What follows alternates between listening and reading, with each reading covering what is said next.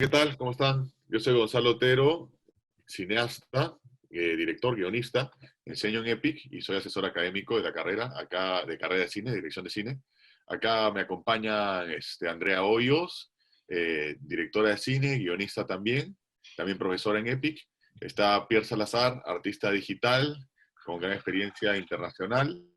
Además, director de la carrera de animación 3D y efectos visuales en EPIC. Luis, de Cine Oculto, ¿no? Que siempre un portal web bastante seguido por un montón de gente, crítico de cine con bastante experiencia. Y también Chacho León, Isaac León Frías, uno de los críticos de cine, digamos, con mayor reconocimiento, una gran trayectoria, que ha publicado varios libros sobre cine. Digamos, somos los que estamos acá para opinar sobre la plataforma Netflix y poderles dar a ustedes algunas recomendaciones sobre algunas películas que consideramos interesantes, de las que están en la plataforma, para que puedan ver durante la cuarentena, ¿no? Entonces, vamos a empezar con nuestras recomendaciones. Andrea, el primer género que vamos a manejar es drama. Son 4 géneros. ¿Cuáles son tus recomendaciones sobre drama? A ver, yo he puesto, tengo dos. Una es American Honey y la otra es Beach Rats. American Honey es una película de hace pocos años dirigida por Andrea Arnold, que también hizo Fish Tank.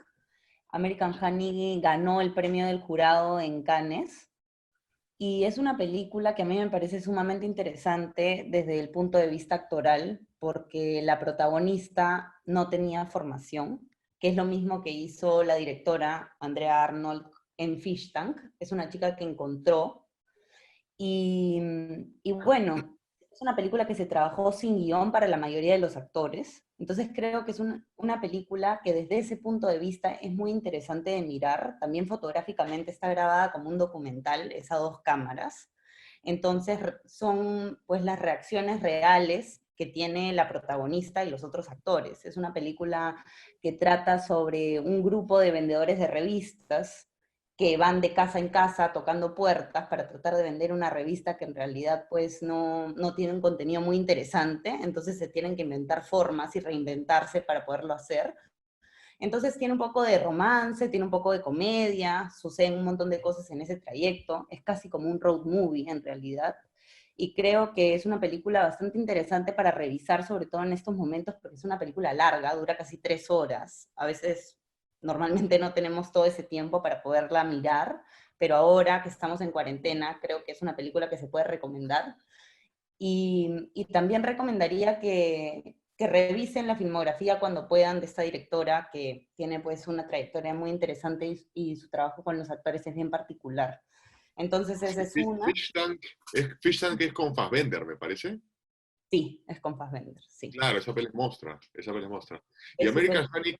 American Honey no la he visto, pero he visto el afiche. Es con una Ajá, actriz afroamericana, me parece, ¿no? sí, Tasha Lane, sí, que es su Sí, primera película y de hecho después la llamaron para Hellboy, hizo The Miseducation of Cameron Post, también ya está en otras películas independientes tanto como comerciales, pero ha sido la primera vez que se le ha visto, ¿no? Y también actúa en esta película, American Honey, actúa Sasha LeBoff, LeBoff, ¿cómo se llama? Sí, ya, actúa él, que un poco lo que hace es guiarla durante la película, ¿no? Porque hay muchos de los personajes que son no actores, entonces han escogido a 2 actores bastante profesionales que los guían durante este viaje, ¿no? Entonces es muy interesante desde el punto de vista, como les digo, de dirección para mirarla, ¿no? y, Y bueno, y se siente esa diferencia, esos tonos de los actores, se sienten el actor, digamos, natural, innato, versus el actor de formación, o han logrado un tono bastante equitativo. realmente es bastante equitativo porque creo que estas personas que no tienen formación son bastante parecidas a los personajes. Entonces, claro, las reacciones que tienen o sus comentarios o lo que fuese, o el simple hecho de meter una broma, es todo muy natural. Entonces, creo que se han buscado justamente a personas que puedan encarnar estos personajes, ¿no? Entonces, por eso es que no se siente, ¿no? Y también que, como les comentaba, que para que el guión solamente se les dio a los actores, digamos, profesionales. Entonces, para los otros era una sorpresa. Entonces, todo el tiempo hay reacciones orgánicas, ¿no? Entonces, eso es como muy interesante. Y luego la otra peli que recomiendo de drama es Beach Rats, no sé si alguno por acá la ha visto, que es de Elisa Hitman.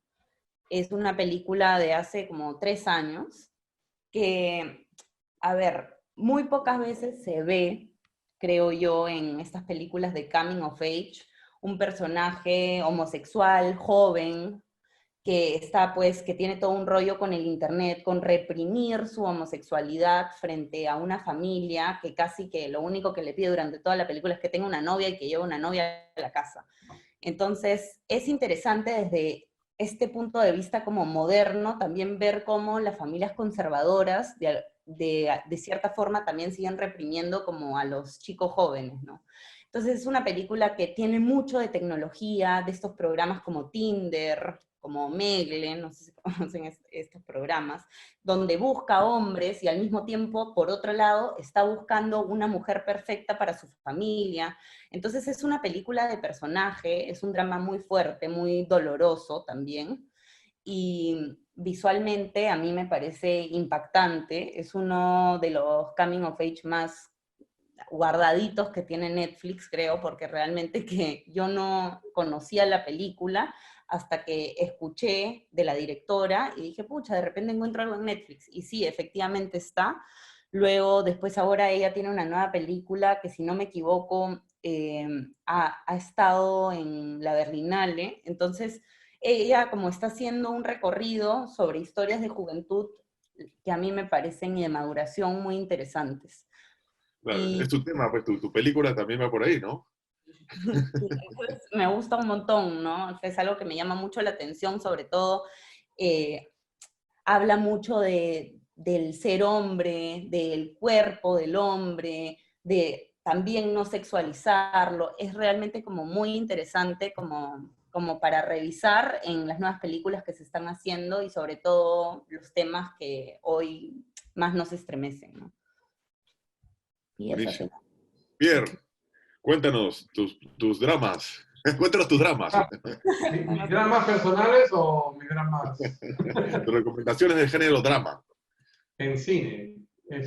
Bueno, no hay mucha sorpresa en eso, no siempre en drama, como decía antes, drama puede ser muchas cosas, pero yo personalmente he escogido dos historias que tienen un tono bastante justo, que es Historia de un matrimonio, ¿no?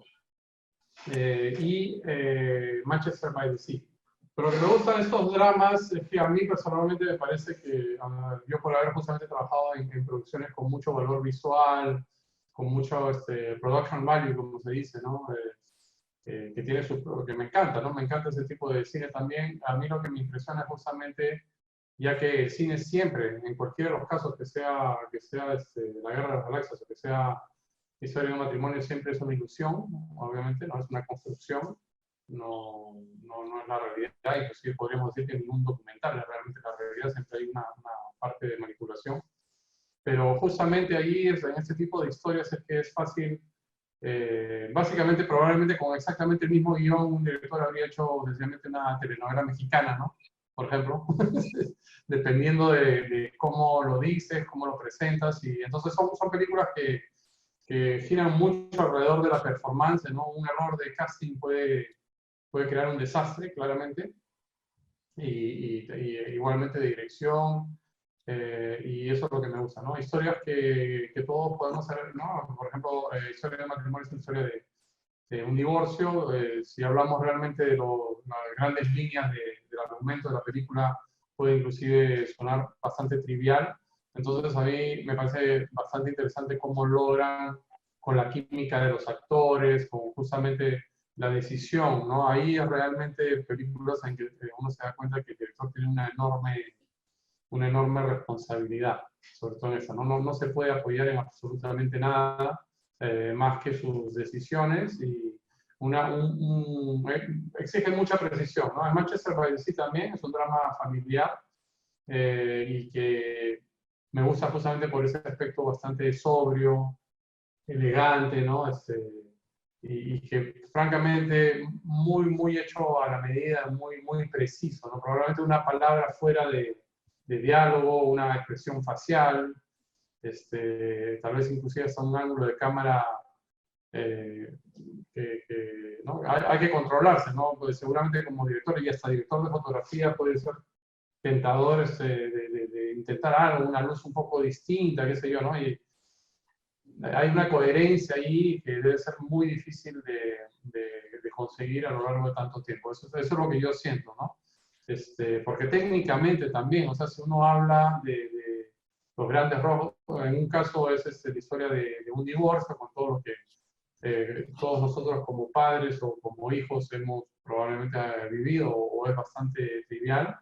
El ritmo, ¿no? O sea, de hacer llegar justamente en los momentos indicados, cuando ya tal vez se vuelve demasiado trivial, personajes como el personaje de Ray Liotta, ¿no? El abogado, Laura Dern, que son esa especie de... Realmente ahí te das cuenta que el cine es como la cocina, ¿no? O sea, demasiado de esto y podría haber arruinado el sabor de la película, demasiado poco y se hubiera vuelto tal vez insípido, ¿no? Entonces, en Historia de un matrimonio es eso, ¿no? Hay un ritmo que es muy, muy fino, o sea, hay momentos lentos y cuando ya como que uno podría tal vez perder interés, ¡pum!, aparecen estos, es un ejemplo, ¿no?, de muchas cosas que suceden en la película, aparecen estos actores que son adrede bastante fuertes, ¿no? O sea, Ray Liotta es un actor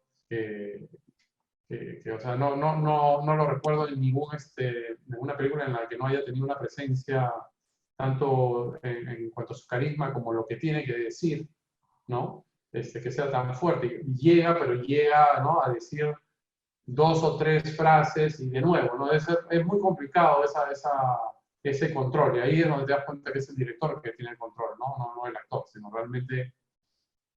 no, ya me imagino las discusiones diciendo, no, vas a decir eso y nada más, Ray, ¿no? Ya, quédate más tranquilo. Y ese tipo de cosas, ¿no? Entonces eso es lo que me interesa y el balance es tan preciso que, como te digo, ¿no? El argumento en teoría podría ser una telenovela mexicana cualquiera, en el papel, ¿no? De qué cosa vamos a hablar y qué cosa van a decir. Otro actor, otro ángulo de cámara. Pero una telenovela mexicana con un guionzazo, ¿ah? No, o sea, ese es el tema. Es que inclusive, o sea, claro, hay elementos de guión que sí, estoy de acuerdo contigo, son finos, ¿no? Diálogos y todo lo demás. Pero si hablamos realmente de la estructura en sí, yo estoy seguro que si otro actor, otra luz, otras direcciones de dirección, otra edición, otro valor de producción también, porque el hecho de las locaciones también es un valor de producción que sean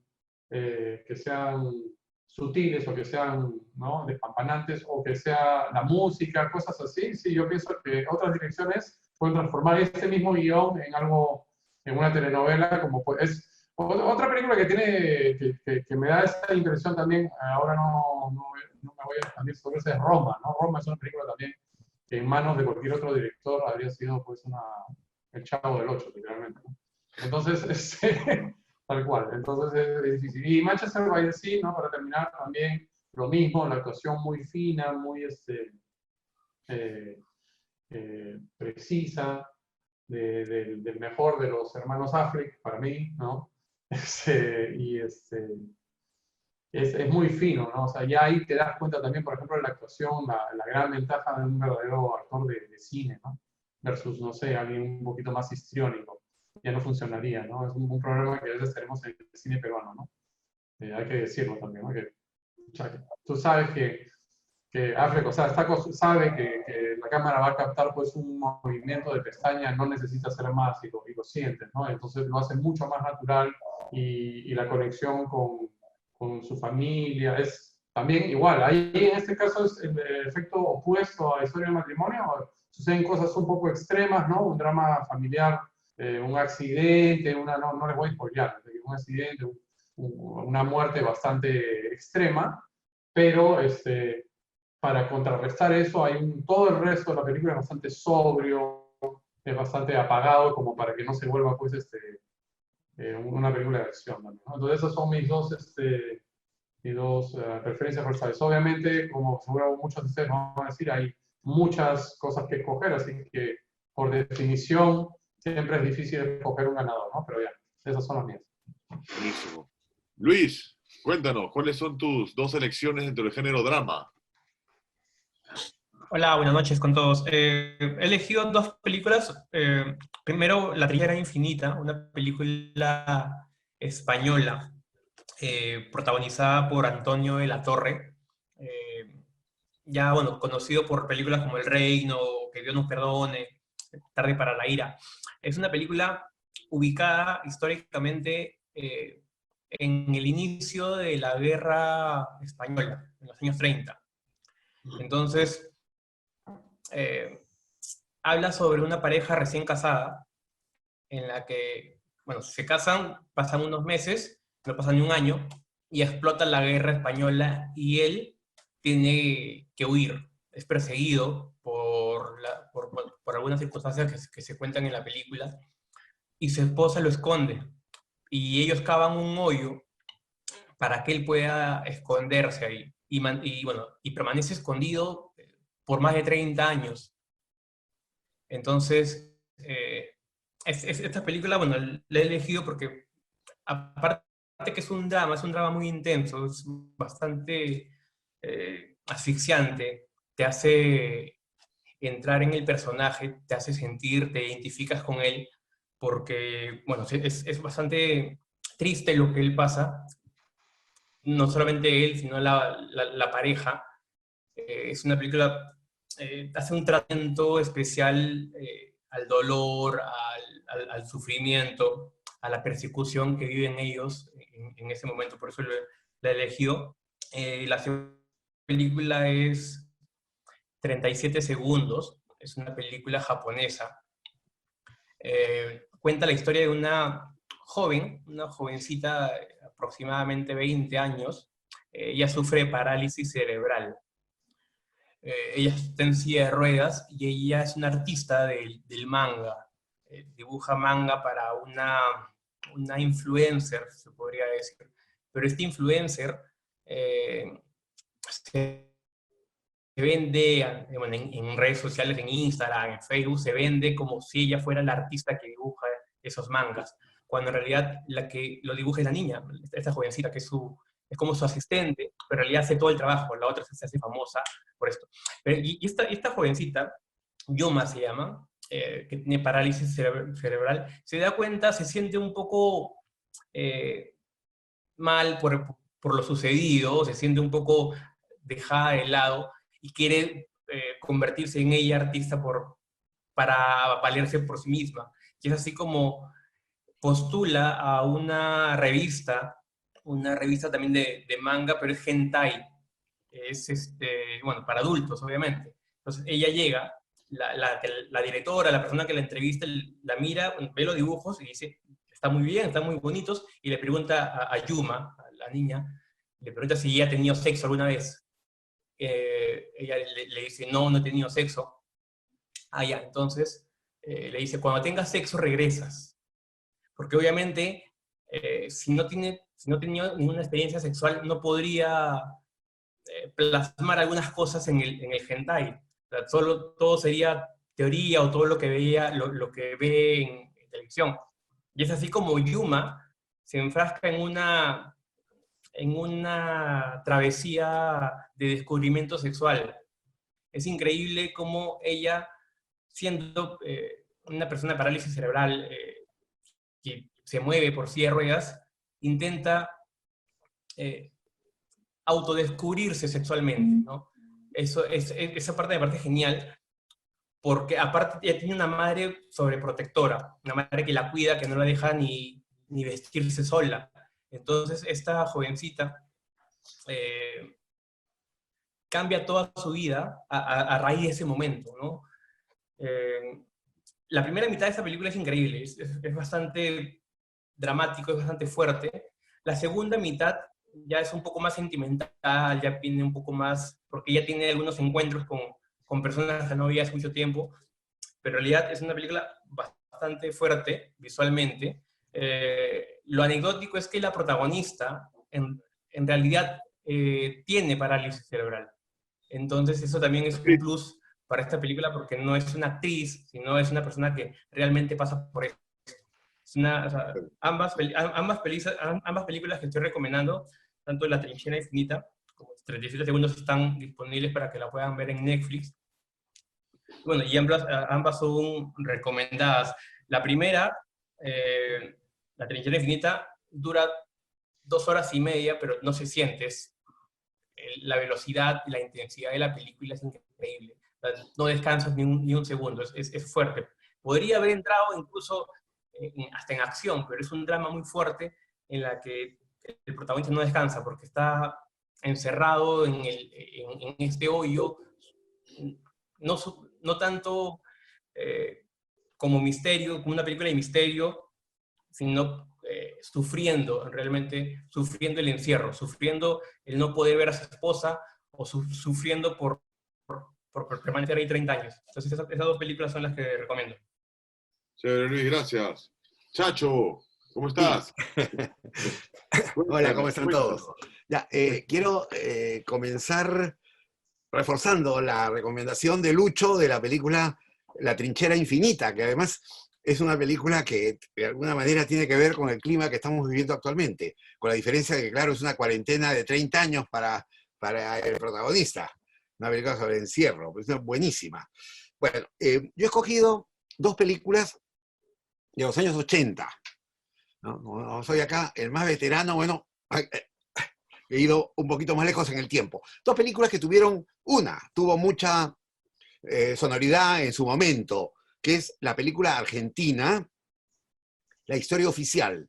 La historia oficial ganó el Oscar a la mejor película extranjera del año 1985 y fue la primera vez que una película latinoamericana ganaba el Oscar. Hace pocos minutos Pierre mencionaba la película Roma, ¿no? Que ha sido, digamos, la última película latinoamericana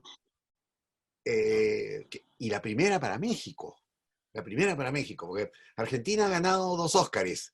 Chile 1, La Mujer Fantástica, y esta es la primera que gana México. Bueno, La historia oficial es una película que cuenta, en principio, digamos, un drama familiar de un matrimonio que está buscando la adopción de un niño. Están protagonizados por 2 buenos actores argentinos, muy veteranos, ya en estos momentos, ¿no? Él es Héctor Alterio, que trabajó también en España, y ella, Norma Aleandro. Incluso tuvo alguna vez alguna pequeña actuación en un trabajo de video que se hizo acá en el Perú. Pero en la búsqueda de esta adopción, la película se abre a una historia que tiene un trasfondo oculto, y es el de la represión durante la dictadura argentina, de los años que fue del año 76 hasta el año 82, ¿no? Después del fracaso de la guerra de Malvinas para el régimen militar argentino. Entonces es un drama político, digamos, es un drama político, pero hecho con mucho oficio. Los actores, tanto los protagonistas como los otros, digamos, muy adecuados a sus personajes. Es una película que da cuenta, además, de la madurez de un cine como el argentino, que es una cinematografía que ha tenido una tradición histórica, ¿no? Quiero decir, cuando nosotros todavía en el Perú, en los años 80, estábamos levantando una actividad cinematográfica que prácticamente se inicia hacia mediados de los años 70 con la ley de cine, ¿no? Antes era muy poco lo que se hacía.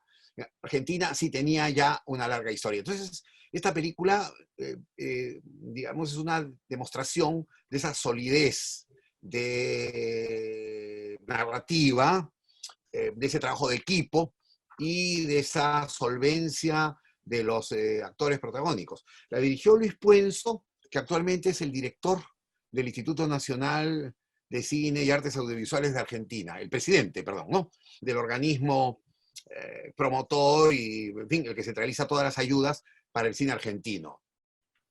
La hija, Lucía Puenzo, es en este momento también una de las directoras de mayor interés de las directoras jóvenes. Bueno, la otra película que recomiendo es una película norteamericana de Francis Ford Coppola, que se llama Tucker El hombre y su sueño. Esta es una de las películas probablemente, digamos, menos conocidas de un realizador que tiene, pues, algunos de los títulos más célebres y más conocidos por los aficionados. Los Padrinos, por ejemplo, ¿no? La trilogía del Padrino, Apocalypse Now, La Conversación, Rumble Fish, o La Ley de la Calle, entre otros. Tucker no fue una película que tuvo mucho éxito. Está protagonizada por Jeff Bridges y se inspira en un hecho real, pero que cuando uno ve la película, a no ser por las alusiones directas que se hacen a estas empresas automovilísticas, podría imaginarse que que es una situación inventada. Es un empresario inventor.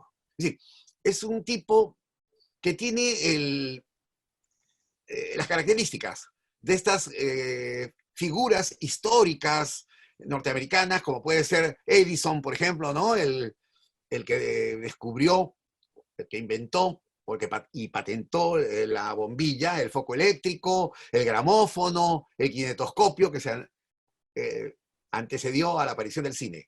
O a Ford, a Henry Ford, el gran inventor automovilístico.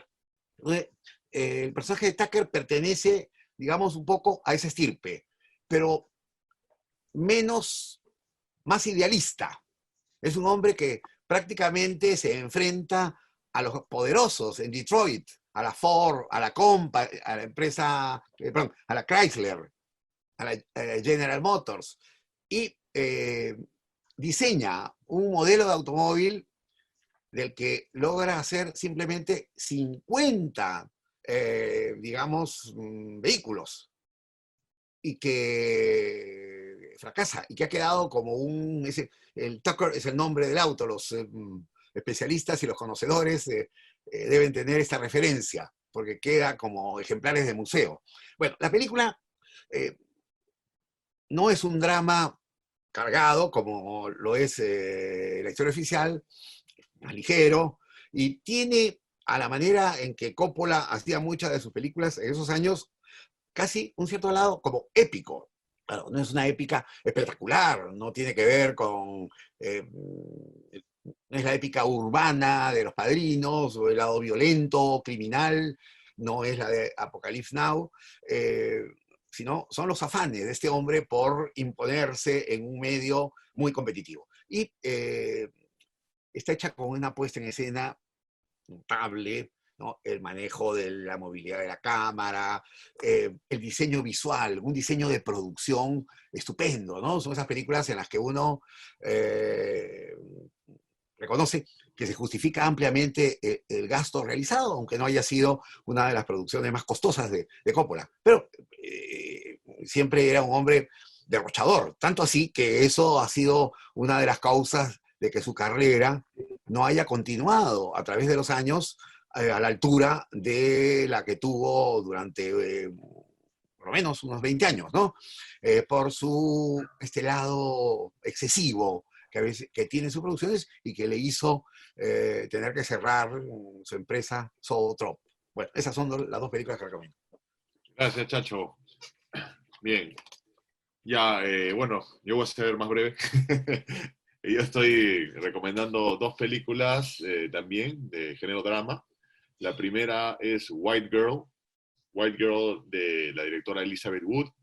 Es una película norteamericana, independiente, una película, digamos, pequeña de alguna manera en cuanto a presupuesto, producción.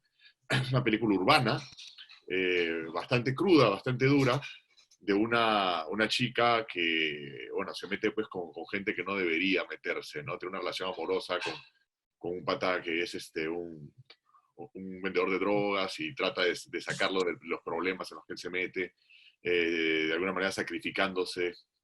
Y es una película, como les digo, dura, bastante cruda, bastante realista, con buenas actuaciones, con una cámara bastante viva, bastante medio así con un look un poco documental, que digamos encaja dentro de este cine independiente norteamericano de bajo presupuesto, pero que busca retratar pues la realidad, ¿no? La realidad urbana y estos personajes pues del bajo mundo de la urbe, ¿no? Pero desde el punto de vista femenino. Me parece una película interesante. Y la otra película que voy a recomendar es Temporada de Casa, de la directora Natalia Garayola, película argentina del año 2017. Esa película yo la vi en el Festival de Cine de Lima, cuando me tocó, digamos, ser jurado para el premio de EPIC. EPIC entregó un premio que es el premio a los nuevos realizadores, para las primeras y segundas películas, ¿no? O sea, para lo que es ópera prima y segunda película. Y ese año, justamente, nosotros le otorgamos el premio de EPIC a esta película, Temporada de Casa. Es una película muy interesante que se desarrolla en la Patagonia. Tienes a un chico, un adolescente, que ha sido botado del colegio y que tiene problemas con su familia y termina teniendo que ir a ver a su padre, ¿no? Su padre es como un guardabosques, una cosa así, en la Patagonia, en un lugar salvaje, y él tiene que ir a quedarse con su papá biológico, a quien prácticamente no conoce, y tienes toda la adaptación de este chico a la nueva familia del padre y al mismo entorno salvaje en el que se encuentra. Entonces tienes un chico que es un chico problemas, adolescente, en la adolescencia, que no encaja en ningún lugar y que tiene que tratar de encajar en un nuevo entorno, y es un entorno también salvaje, hostil, muy interesante. Y a través de esta relación con el padre que se va desarrollando, él comienza no solamente a mejorar, digamos, como persona, sino entiende también cómo relacionarse con la naturaleza, cómo amar a la naturaleza, ¿no? Entonces es una película argentina bastante interesante, Temporada de Casa. Bueno, pasamos al siguiente género, ¿no? Que es el género fantástico. Acá, como dentro de este paquete, hemos puesto las películas que podrían estar dentro de lo que es fantasía, ciencia ficción y terror, ¿no? Empaquetado todo como género fantástico. Entonces vamos en el mismo orden. Comenzaría Andrea. Bueno, yo quiero comenzar recomendándoles Atlantique, que es una película de Mati Diop, que es una directora franco-senegalesa. Es una película que ganó el año pasado el premio del jurado en Cannes también. Y bueno, la película va sobre una chica súper joven en Dakar, que es la capital de Senegal. La película sucede ahí. Es esta chica que es muy joven, pero tiene un matrimonio arreglado. Entonces está enamorada, tipo historia Romeo y Julieta, está enamorada del chico incorrecto, ¿no? Y se va a casar súper joven con este chico con el que le han arreglado el matrimonio, que es casi un señor, no, su edad no es muy cercana a la de ella, y ella se encuentra en esta frustración de que está muy enamorada, ¿no?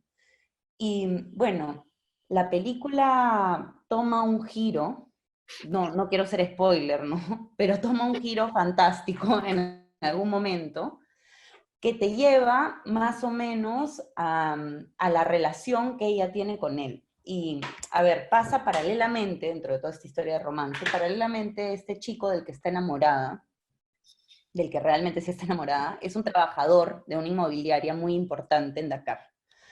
Entonces, este chico trabaja con un grupo de amigos muy grande, todos son muy cercanos en este lugar. Trabaja con este grupo de amigos y lo que sucede es que no les están pagando. Entonces van 4 meses que ellos están en paro, que no reciben dinero, y se intentan rebelar y los desaparecen. Y eso pasa en los primeros minutos, los primeros 15, 20 minutos de la película sucede esto. Ahí es cuando ya se vuelve Romeo y Julieta y la historia empieza a volverse fantástica, ¿no? No quiero ahondar más porque creo que puedo arruinarles la película. Se llama Atlantique, está en Netflix, y bueno, visualmente es muy interesante. Hay esto entre el desierto y el mar, como les digo, este amor imposible. Es una historia pues también de amor, de liberación, que creo que también es una historia como muy actual igual, ¿no? Muy actual en todas partes, pues donde la situación de la mujer es diversa, igual en el mundo, pero creo que es este intento de poder pues liberarte. Entonces me parece una película actual, dura también, y que visualmente a mí me parece impactante, ¿no? Y por otro lado, mi segunda recomendación es Lázaro Felice, que es una película de una chica que se llama Alice Rohrwacher, de una italiana. Esta película sucede en un pequeño pueblo en Italia. Es Lázaro, o sea, la historia básicamente es sobre Lázaro, que es un joven que vive como en una especie de casa comunitaria de granjeros que están esclavizados por una especie de marquesa. Y viven esclavizados dentro de este pueblo, haciendo los trabajos para ella, trabajándole la tierra, dándole alimentos, y pues están totalmente marginalizados, ¿no? Y también pasa algo durante la película que toma este giro fantástico, y lo muy interesante de aquí, a comparación de Atlantique, que lo que tiene Atlantique es que es muy obvio, es tan fantástico que te lleva hasta el terror. Aquí es una fantasía muy sutil, ¿no? O sea, todo el tiempo tú sigues mirando la peli y sintiendo que no rompe, ¿no? Que en ningún momento rompe. Es muy interesante la película por ese lado. La fotografía también permanece, entonces la historia te lleva y ya estás adentro de esa fantasía y no te das cuenta realmente si es una fantasía o no, que creo que es muy interesante. Y es casi una fábula, pues, porque es un pueblo muy pequeño en Italia, los personajes, ¿no? La forma de hablar, aparte es un personaje como que parece muy ingenuo y a la vez no sabe si es que, no sé, si es que lo hace porque él es así o porque tiene algún tipo como de, no sé, de tema con socializar. Entonces es un personaje realmente como inocente, no es ingenuo, pero es muy inocente y que hace que sientas una empatía como muy grande por él durante toda la película. Entonces a mí me parece una película como muy bonita y como les digo, muy orgánica todo el tiempo, ¿no? Entonces esas serían mis recomendaciones de fantasía. Gracias, Andrea. Chévere. Pierre, cuéntanos. A ver, yo por el lado fantástico he escogido una película española que se llama El Hoyo, que vi hace un par de semanas, creo. Es una película que tiene bastante, o sea, que creo que tiene bastantes capas, o al menos eso es lo que creo haber entendido. ¿No? Tiene connotaciones un poco, es una mezcla o sea, primero el argumento es de estas personas que aparecen súbitamente en una especie de prisión vertical, ¿no? Entonces recuerda a otras películas fantásticas como Cubo, ¿no? O sea, gente que trata de salir, que no sabe exactamente qué está pasando, despiertan súbitamente en esta cárcel vertical en la que el argumento es bastante sencillo, es un sistema de clases sociales, de cierta manera, ¿no? Es, una parte de la lectura, no les quiero spoilear tampoco, pero una parte de la lectura es ese tema de clases sociales, ¿no? De la gente que está arriba, a nivel de una cocina de restaurante gastronómico, y la gente que está en la prisión, que está en este hoyo, ¿no? Es como un pozo, digamos, y hay dos prisioneros bueno, en algunos niveles hay más que eso, pero básicamente son dos prisioneros por nivel que se quedan durante un mes, creo que más no recuerdo, se quedan un tiempo ahí.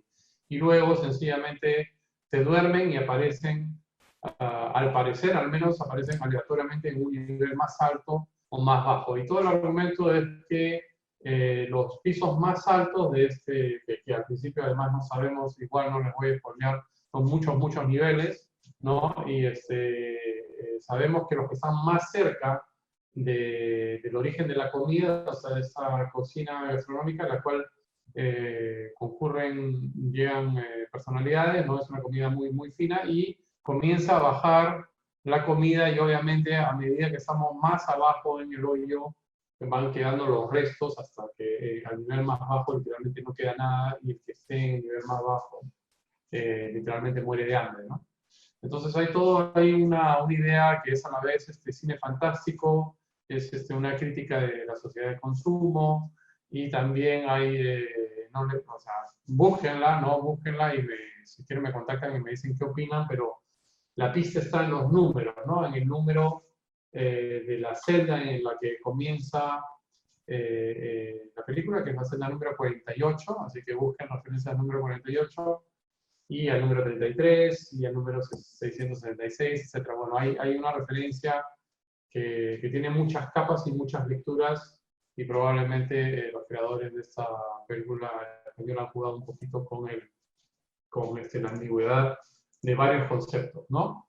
Algunos lo ven estrictamente como una crítica social, pero hay elementos religiosos también y una mezcla bastante ecléctica de personajes y de actores que yo no había visto en algún lado. Tal vez no soy un especialista del cine español, tal vez sean muy conocidos por otro lado, pero creo que también, al menos no los había visto antes, algunos de ellos, así que son interesantes, inquietantes y muy bien dirigidos.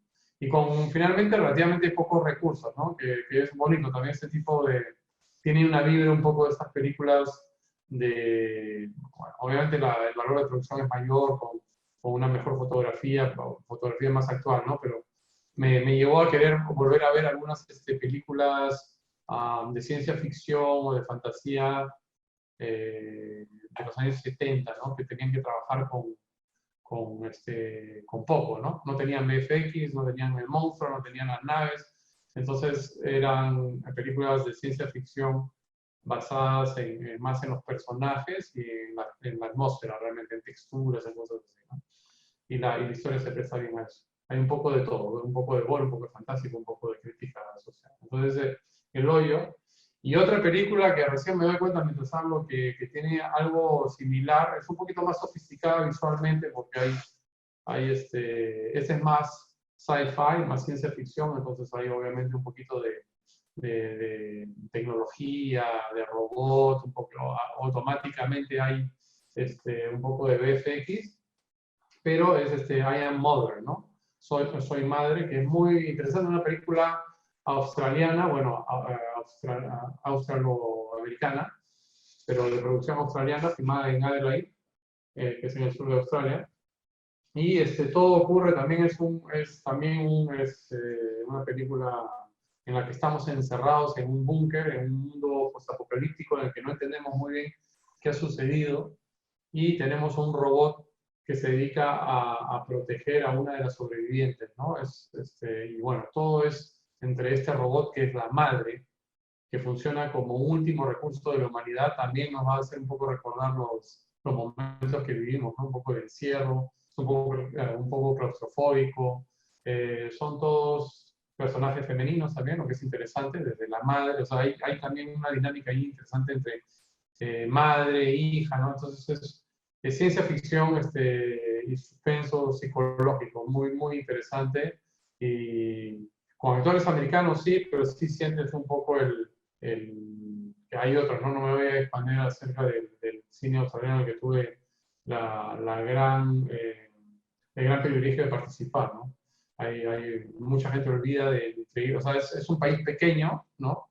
Y que muchas veces yo en Epic justamente cito como referente, porque si bien son anglosajones, ahí para la comparación. Es un país que es en muchos puntos similar al Perú, ¿no? Es 30 millones de habitantes. Ok, es un país del primer mundo, sí, pero es un país pequeño finalmente, o sea, muy poca población. Sin embargo, lo que es interesante es que tiene un impacto enorme en Hollywood, específicamente en el cine, en su entorno, pero para los que nos escuchan, ¿no? Para que tengan un poco de perspectiva, hay una enorme cantidad de estrellas de cine muy conocidas que son de origen australiano: Nicole Kidman, Russell Crowe, Eric Bana, Sam Worthington, para lo que son estrellas, ¿no? De ahí tenemos una enorme cantidad de actores de reparto, de roles secundarios increíbles, como Geoffrey Rush, que fue nominado al Oscar, que hace, yo me olvidé su nombre, Hugo Weaving, que hizo de señor Smith en Matrix, por ejemplo. Entonces, realmente un aporte para un país tan pequeño en teoría y tan joven también, tanto a nivel de historia mundial como a nivel de historia del cine. Es un ejemplo sobre cómo ellos se han estructurado como industria, y hay otro ejemplo también a 3 horas de vuelo de Sydney, por ejemplo, que es Nueva Zelanda, con la enorme cantidad de producción para un país aún más pequeño, 6 millones de habitantes, ¿no? Entonces, nada, es eso. Y si vemos la potencia que ellos tienen en cuanto a la parte visible del iceberg, que son todas Russell Crowe para todos los gustos, ¿no? Actores de personajes, actores secundarios, actores para películas de Marvel como Chris Hemsworth, por ejemplo, ¿no? Que es Thor. O sea, realmente tienen una gama increíble de actores y esa es solamente la parte visible de la industria, ¿no? Naomi Watts, en fin. Entonces, es la parte visible, pero para cada estrella de Hollywood, que es australiana, tienen tal vez 10, 20 o 50 directores, guionistas, productores. Yo tuve la suerte de trabajar con George Miller, que hizo Happy Feet, director australiano, Alex Proyas, Baz Luhrmann, en fin, la cantidad realmente de talento que ha contribuido a la historia del cine en Australia es interesante. Así que hago mención de esta película que es muy bonita, una película australiana, y hay otras películas australianas también, ya búsquenla por ahí, muchas de ellas son muy, muy buenas. Heath Ledger también era australiano, ¿no? ¿Perdón? Heath Ledger también era australiano, ¿no? Heath Ledger, sí, efectivamente Heath Ledger era australiano, murió a los 27 años, ¿no? Después de interpretar al Guasón. Y extrañamente, ya que estamos hablando de actores, productores, directores australianos, que hay una tonelada, y también hay directores artísticos, directores de fotografía, estudios, los estudios más grandes del hemisferio sur están en Australia, la gente no sabe eso. Hollywood, ¿no? Tienes el hemisferio norte, obviamente pensamos automáticamente en California. El hemisferio sur, los estudios más grandes están estaban en Sydney y en la Gold Coast, donde se filmaron Piratas del Caribe, en fin, ¿no? Entonces, un ejemplo de cómo un país pequeño, con historia de cine muy joven, tal vez hasta, no sé, tal vez hasta más joven que la nuestra, población muy joven y pequeña, han logrado, gracias a incentivos, una buena organización, penetrar diferentes mercados. Y ahora que mencionas a Heath Ledger, por ejemplo, una hermosa película, me voy a expandir un poco, pero una muy buena película con Heath Ledger es Candy, que es una película independiente australiana, que tiene a Jeffrey Rush. No sé si la has visto, Andrea. ¿Ah? Two Hands. Como dos manos. Una película australiana. Con Ledger. Hay muchísimas buenas. Ledger era desconocido. Cuando Ledger era así un actor que estaba empezando, desconocido, esta película muy, muy interesante también. Bueno, Candy es una película cuando, tal vez no era desconocido, pero todavía no estaba a nivel de las cosas que decían Hollywood. Y es interesantísimo porque esta película Candy, que recomiendo también, ya nos vamos un poco, que es un drama muy fuerte, es con Heath Ledger, Jeffrey Rush, que ha ganado el Oscar también, o ha sido nominado al Oscar, no recuerdo si ganó. Y es interesante, porque es una película muy intimista, independiente, australiana, y la anécdota es que también tuve la suerte de ir a una fiesta en el departamento donde fue filmada esa película unas semanas antes con Heath Ledger, ¿no? Entonces es realmente una industria muy... Lo que quería decir es que I Am Mother es el ejemplo de una industria australiana muy dinámica y con muchos títulos interesantes. A mí me gusta bastante. Eso es. Okay. Gracias. Lucho, cuéntanos.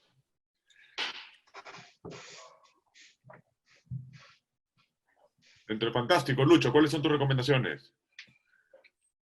Creo que no nos escuchan. Sí, ya los escucho ya. Para el género fantástico, o bueno, género de terror, en este caso, he elegido dos películas. Primero, la argentina Aterrados, del año 2017. Esta película se estrenó aquí en Perú sin mucha gloria. Yo la conocí porque hay un festival de terror que yo sigo mucho, que es el Mórbido Film Fest, un festival mexicano.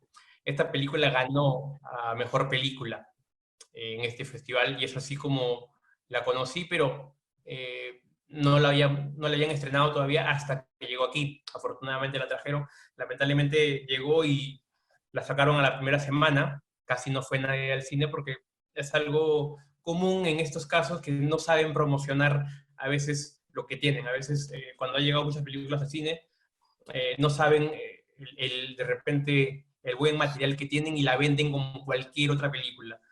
Si hubiera sido de repente de otro país, la hubieran llamado esos títulos genéricos de siempre y no hubiera pasado nada. Esta película la recomiendo. Es una película argentina. Cuenta unos extraños sucesos en Argentina.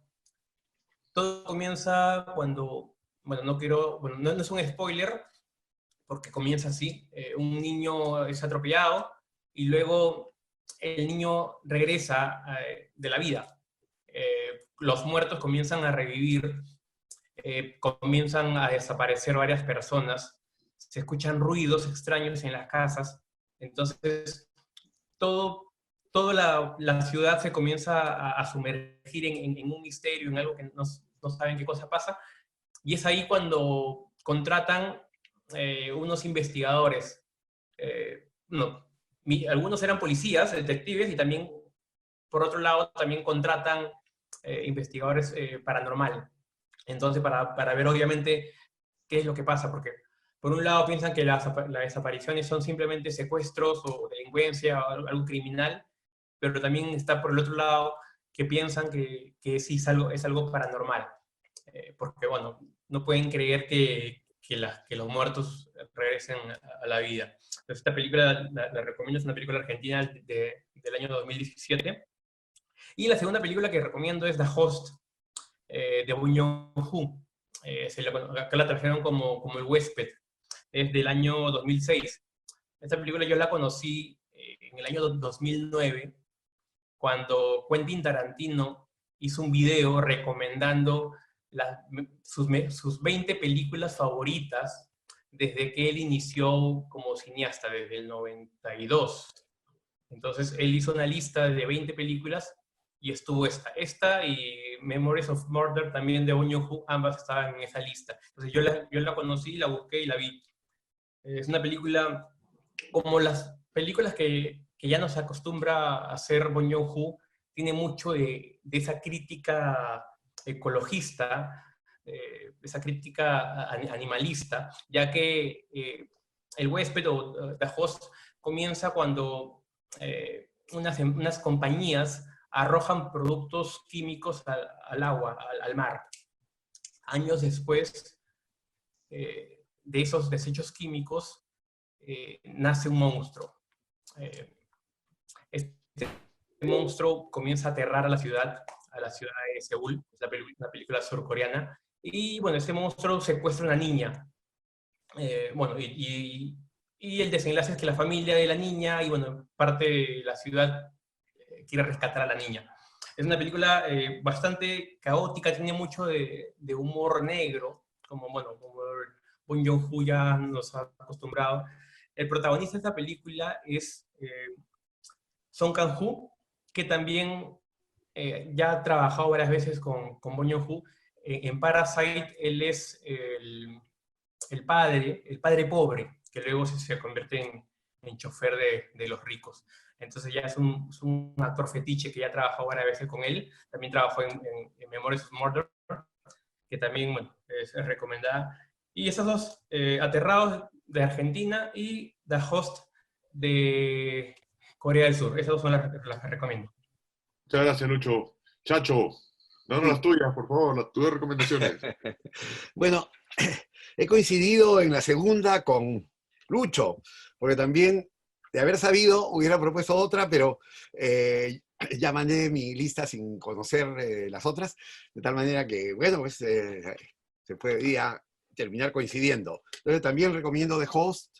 Creo que yo agregaría simplemente dos cosas. La primera es decir que The Host un poco recupera una vieja tradición del cine oriental, de estos monstruos que salen del mar. Por ejemplo, en el Japón, que fue la industria que hizo de esta modalidad, digamos, de la ciencia ficción, uno de sus platos fuertes, de esa modalidad del cine fantástico, se filmó en los años 50 Godzilla, que es un personaje que ha quedado vamos a decir, en el imaginario fantástico y que ha sido en los últimos tiempos retomado por las grandes, por los blockbusters norteamericanos, ¿no? Entonces, es así como puede ser, qué sé yo, Drácula o los vampiros o los zombies, esos monstruos marinos en la línea de Godzilla han reaparecido. Y el de la película de Host está un poco en esa línea, aunque, como tú has señalado, la película tiene esos matices del cine de Bong Joon-ho, que trabaja muy bien los géneros, por ejemplo, como hace en Parásito con el género, el drama por un lado, pero porque es una película muy, diríamos, multigenérica, ¿no? Donde se combinan géneros distintos, pero también el relato de terror, el relato criminal y el humor y la comedia, todo entremezclado. Entonces, en The Host también está la comedia en medio de la emoción de esta lucha contra el monstruo. Otra cosa que quería señalar es la importancia de la familia. Eso que en Parásitos es pues, fundamental, ¿no? Las dos familias, la oposición, además que decir, la lucha de clases que se pone de manifiesto ahí entre la familia pobre y la familia rica, de manera muy atípica, por supuesto. En el caso de Host también es la familia que se une para salvar a esa niña que está en peligro. La otra película que recomiendo es una película que dirigió John Carpenter con Kurt Russell, La cosa de otro mundo, o El enigma de otro mundo, como se tituló acá entre nosotros. Es un remake de una película norteamericana de los años 50. Cuando se hacían estas películas, algo de eso mencionó antes Pierre, de presupuestos muy económicos y filmadas en estudio, con recursos bastante modestos, pero muy efectivas, ¿no? Con una creación de atmósfera y de tensión muy grande, sobre un monstruo absolutamente inesperado que irrumpe en una pequeña comunidad. Tres veces esa película, Chacho, porque tienes la de los 50, tienes la de los 80 y hay una La Cosa que es posterior, que es un remake después, ya de este siglo. Que no es mala, la he visto también, es bastante mejor. La que tú estás recomendando, Chacho, es la de los 80. Estoy buenísimo. recomendando la de los 80, La de sí. Carpenter, es buenísimo. La de Carpenter. La de Carpenter, esa con Kurt Russell, ¿no? Que, bueno, como la anterior, se ambienta en la Antártida, en una base científica, científico-militar, y ahí también el monstruo que ataca, ¿no? Muy buena. Son estas fantasías apocalípticas, destructoras, que igualmente vienen a cuento en este clima que vivimos, ¿no? Donde hay una suerte de monstruo que nos está atacando. Solamente que es un monstruo mucho más invisible, no tiene la entidad física de estos monstruos como el de Host, que también podríamos decir, ¿no? Esos ataques que son absolutamente imprevisibles, no anunciados, sorpresivos, y que terminan amenazando, en estos casos concretos, a una pequeña comunidad, y en el otro caso a una ciudad de Seúl, finalmente, ¿no? La que puede quedar destruida por la acción del monstruo. Y en el caso que vivimos nosotros, es un monstruo que tiene pues alcance planetario. Pero son películas que de una u otra manera nos ponen en situación, o por lo menos ilustran de una forma más metafórica y más, diríamos, ciertamente pues fantástica. Estamos en el reino de lo fantástico, una situación como la que estamos viviendo, que no por nada se ha escrito mucho o se comenta mucho sobre la pandemia que nos azota, tiene que ver también con estas pesadillas, con estas fantasías, con estas visiones de ciencia ficción, ¿no? Que por primera vez tiene un alcance pues tan grande como el que estamos viviendo en este momento. Nunca ha habido una cuarentena universal como la que se ha experimentado y la que se sigue experimentando, con mayor o menor rigor en unos y otros países. Ok, gracias, Chacho. Bueno, me pasó algo.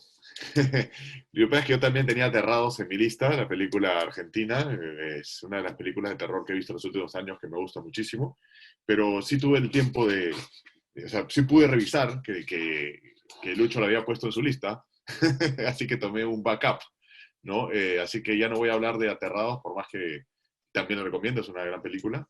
Pero voy a hablar de otras dos películas, también de terror. A mí me encanta el terror. Mi ópera prima como largometraje, que está en postproducción, es una película de terror. Así que las dos recomendaciones que traigo también son de ese género. Terror, que está dentro del fantástico que hemos empaquetado esta vez. La primera es una película que se llama Raw, ¿no? Como crudo, R-A-W, Raw, del año 2016, ¿no? De la directora Julia Ducournau. Es una película de Francia, Bélgica e Italia. A mí me parece una película muy, muy creativa, muy novedosa, que tiene un enfoque muy, muy personal. Tenemos a la protagonista, que es una chica que está estudiando veterinaria. Digamos, se va de su casa, porque la universidad donde va a estudiar veterinaria es como un internado. Y sus papás también son veterinarios los dos, y esa es la universidad donde han estudiado sus padres. Entonces llega a este lugar en el cual tiene que, digamos, adaptarse a un nuevo espacio. Y esta chica ha sido criada, digamos, como que dentro de casa, con una dieta vegana, no le han dejado nunca comer carne, y cuando llega a este lugar tiene que pasar por un rito de pasaje, ¿no? En la cual hacen comer carne. Al principio ella no quería, pero finalmente lo tiene que hacer, y en ella se despierta una especie eh, de hambre sobrenatural por devorar carne, ¿no? Y comienza a perder el control. Entonces hay un lado como animal que comienza a salir de la protagonista. Es una película, como les digo, muy, muy interesante porque de alguna manera el monstruo es el protagonista, si lo ves de esa manera. La atmósfera que crea en los espacios, la fotografía, el misterio en torno a la transformación física y psicológica que sigue la protagonista también es muy interesante, y se va develando, comienzas a ver cosas que habían hecho, o sea, a darte cuenta que hay algo en su familia ahí, pero ya no voy a spoilear, pero es muy buena película, la recomiendo. Y la otra que podría recomendar se llama It Comes at Night, ¿no? Viene de noche, del año 2017, de Trey Edward Schultz. Esta película es una película de terror también, medio posapocalíptica, nos lleva un poco también en ese aspecto a la situación en la que nos encontramos. Digamos, el protagonista o los protagonistas son una familia. Bueno, el protagonista es como el padre de esta familia, que se han recluido como en una casa, en un entorno natural, como en un bosque. Y ha habido en el mundo algo que digamos, ha acabado con la gente, y hay una paranoia completa. Pero lo interesante de esta película es que nunca te muestran al monstruo. O sea, estás encerrado en esta especie de cabaña con todas las puertas cerradas y con un miedo o sea, digamos, de lo que puede venir de afuera, sin que tengas claro de qué realmente estás teniendo miedo. Entonces hay un trabajo de atmósfera espectacular. Bueno, no voy a spoilear la película, pero digamos, lo interesante de la película, como les digo, es eso, es el terror psicológico que crea, el trabajo de la atmósfera, el encierro, el miedo, digamos, a lo que ingresa dentro de tu hogar, y a tratar del papá de defender a su familia, ¿no? En esta situación apocalíptica en la que se encuentran. Así que esas serían mis recomendaciones. Pasamos entonces al tercer género, el género policial o criminal, y comienza Andrea. Bueno, a ver, para empezar con el género criminal, tengo de recomendación un documental, es una película documental que se llama Amanda Knox, o Amanda Knox. Es una película producida por Netflix. Trata de la historia de una chica estadounidense que tiene 20 años y viaja a Italia a estudiar, a quedarse allá. Y bueno, alquila un cuarto en una casa común de roommates. Y pasan unos meses mientras que está ahí, pero durante los primeros meses se enamora de un italiano. Se enamora de un italiano y a los 5 días sale la noticia de que una de sus roommates ha sido violada y asesinada. Y bueno, se entera de que ha sido violada y asesinada, y al poco tiempo, a la semana, la culpan a ella de este asesinato. bueno, la película más o menos que empieza ahí, ¿no? Eso sucede en los primeros minutos. La culpa, y es un documental muy interesante y lo recomiendo porque es como la prensa se encargó, en este caso, de estigmatizar a esta chica de 20 años por pues, sus gustos sexuales, por, por ser tan, digamos, suelta de huesos, digámoslo así, y tan, no sé, tan libre, ¿no? Entonces empiezan a juzgarla un poco y la meten en esta caja de ser la asesina de su roommate, solamente por tener este perfil, que de repente es el perfil de la joven incorrecta, ¿no? De la potencial asesina. Entonces es un documental súper interesante porque tienes el punto de vista de ella, de este chico al que conoce en Italia, de un fiscal que es bastante mayor, y del fiscal del caso, ¿no? Y de un periodista. Y eso me parece que esos puntos de vista son interesantes, sobre todo de este periodista, de cómo muchas veces la información se manipula, ¿no? Dentro de la prensa, ¿no? O sea, para ganar pues espectadores, ¿no? Como si fuera un show, volver un show, ¿no? ¿Y qué pasa cuando una mujer es condenada como una asesina, ¿no? Sí, o sea, cómo se lleva mediáticamente eso, ¿no? Entonces, recomiendo ese documental porque desde ese punto de vista me parece muy interesante. Y bueno, mi otra recomendación es Desde mi cielo, de Peter Jackson. Bueno, Peter Jackson es el de la trilogía del Señor de los Anillos, que seguramente lo deben de conocer mucha gente por eso. Desde mi cielo generó, parece como mucha polémica dentro de la crítica, y bueno, supongo que por las expectativas que se debe haber tenido sobre esa película, después de que es el director del Señor de los Anillos, ¿no? Después de tener películas tan grandes. Desde mi cielo, a ver, es una recomendación que hago porque es una película sobre una chica de 14 años que sale un día de su casa, esto también sucede en los primeros minutos porque no quiero hacer spoiler, y la asesinan. La violan y la asesinan a los 14 años, un vecino.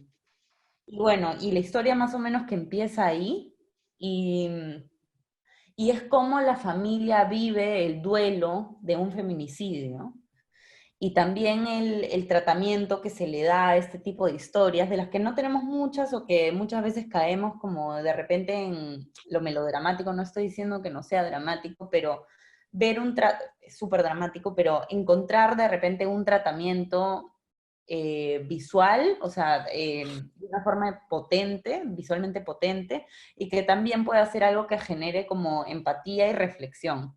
Entonces creo que es interesante mirarla y discutirla. No, no sé si es como mi película favorita de crimen, porque no soy una fanática de ver películas de crimen o policiales. Normalmente cuando las veo son en series, son los casos dentro de las series, pero creo que, como les digo, es una película para revisar y para pensar, ¿no? Y que visualmente tiene también un lado fantástico, interesante, tiene el cielo al que se va, que está como todavía no queriendo dejarlo terrenal, no queriendo dejar a su familia. Entonces, como este dolor del personaje también es como muy potente dentro de la peli, entonces sí recomiendo como les digo, verla y discutirla, ¿no? Eso. Ok, gracias, Andrea. Pierre, cuéntanos, por favor, ¿cuáles son tus dos opciones? Mis dos opciones para lo que es crimen, o thriller, ¿no? Sí, bueno, es crimen en realidad. Los dos, la primera es una que muy reciente, la pueden encontrar en Netflix ahora, que es American Made, la historia de Barry Seal con Tom Cruise, basada en la historia real de este piloto de aerolínea que se ve contactado por la CIA, y es la típica, o sea, es muy eficiente, es bastante clásica en su desarrollo visual, en guión, ¿no? A mí me gustó porque a mí me gustan todo tipo de películas, obviamente, y era el tipo de película reconfortante, ¿no? En el sentido de que casi sabemos lo que va a pasar, pero no importa porque el carisma de los personajes es muy fuerte, la historia es interesante, el hecho de saber que es basado en la vida real, de poder, hoy en día, es una maravilla, Netflix, sobre todo en la situación en la que vivimos, pero hay un debate, ¿no? Hay gente que dice, pucha, Netflix como que es el anticine. A mí me parece que en la realidad hemos visto que al contrario, ha fomentado la curiosidad. Esta misma conversación hace que yo, bueno, terminando esto, seguramente voy a ver muchas de las recomendaciones que ustedes mismos han hecho y es tan fácil y genial, ¿no? O sea, podemos ver muchas cosas. Y acá, lo mismo, ¿no? O sea, nos hablan de un personaje, podemos inmediatamente ir a Google y ver, ¿no? En qué, también como cineastas es interesante ver dónde desviaron, ¿no? Para darle más, hacerlo más grande que la vida misma, ¿no? Hay obviamente cosas exageradas, comenzando por el casting, pero es una película que es eficiente y que habla, que tiene todos los ingredientes, ¿no? Una vez más, sí, es el cine de Hollywood en el sentido de que hablan de mil cosas y no sabes cómo, pero lo logran hacer funcionar, ¿no? Lo utilizan a bien de la película, hay acción, hay espías, hay una fotografía alucinante, un valor de producción increíble. También hay datos históricos, ¿no? Porque todo esto ocurre en medio de la guerra de los sandinistas. Es como un personaje, la estructura básica es finalmente la de siempre, ¿no? Es el héroe un poco atípico, ¿no? Es el antihéroe hasta cierto punto, pero como nuestro personaje se ve pues catapultado en situaciones que son más grandes, que no, te preguntan, ¿no?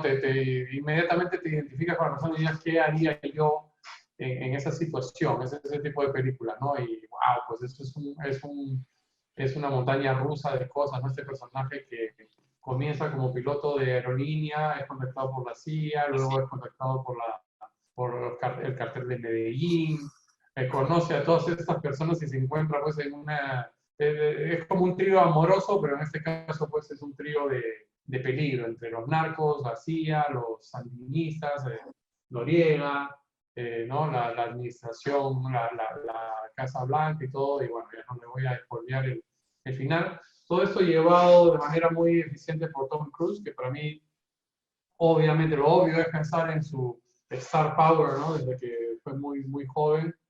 Pero bueno, es una cosa, algunos cineastas que lo van a repeler un poco por ese mismo star power, pero yo también lo he visto en películas, o sea, hay dos actores que hay una razón, no es una coincidencia por la cual actores que ya no son tan jóvenes, ¿no? Ya tienen casi 60 años, 57 probablemente, Tom Cruise y Brad Pitt, más o menos la misma generación.